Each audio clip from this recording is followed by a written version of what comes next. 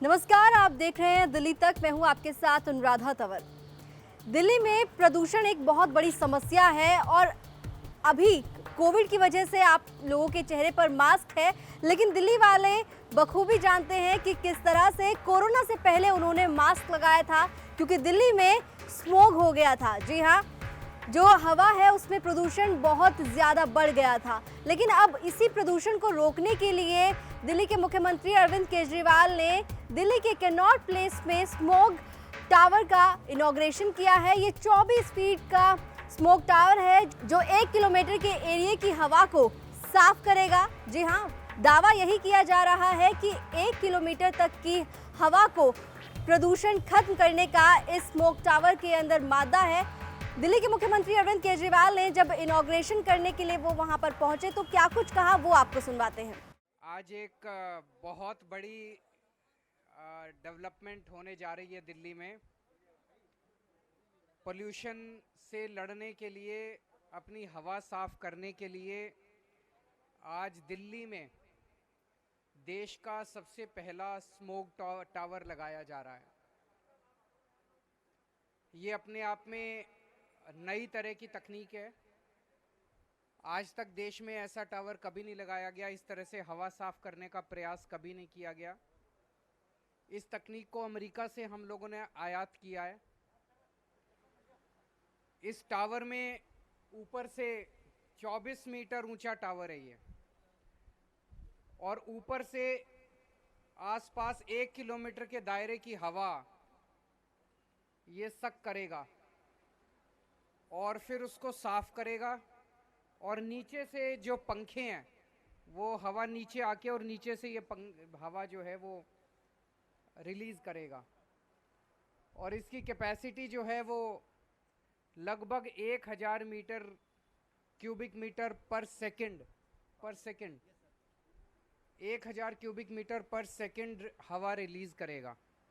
सो ऐसी उम्मीद की जा रही है कि आसपास के 1 किलोमीटर के दायरे के अंदर हवा साफ ये कर पाएगा।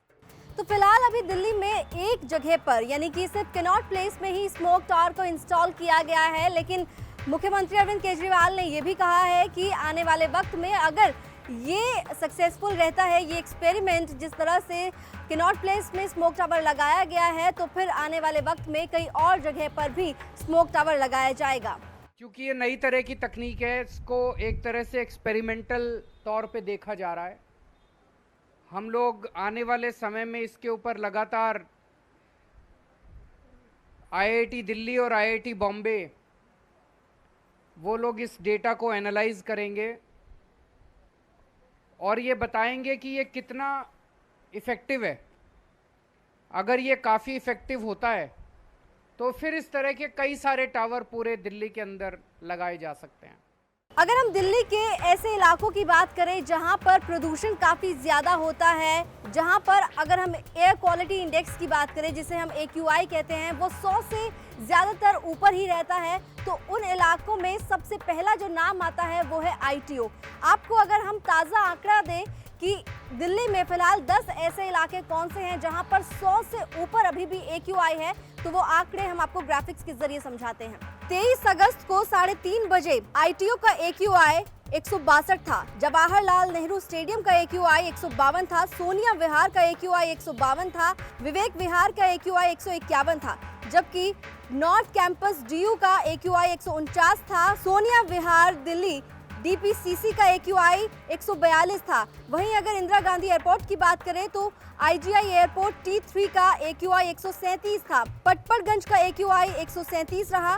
इसके अलावा नासा राधाकृष्ण पार्क का AQI भी 134 पर पहुंचा, जबकि DTU का AQI 133 रहा।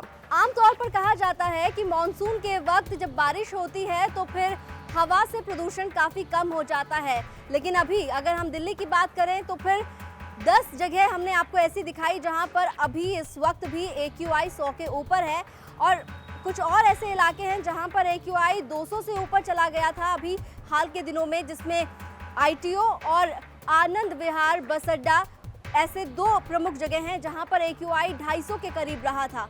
ऐसे में जिस तरह से अब दिल्ली की कैनॉट प्लेस में स्मॉग टावर लगाया गया है और अगर इसके परिणाम अच्छे आते हैं, अगर यहाँ पर हवा से प्रदूषण कम होता है, तो फिर जिस तरह से मुख्यमंत्री ने कहा कि कई और जगह पर ये स्मोक टावर इंस्टॉल किए जाएंगे, तो फिर उम्मीद यही करेंगे कि दिल्ली में दिल्ली वालों को जो हवा मिलती है वो प्रदूषण रहित मिले। दिल्ली एनसीआर से जुड़ी तमाम खबरों के लिए आप देखते रहिए दिल्ली तक।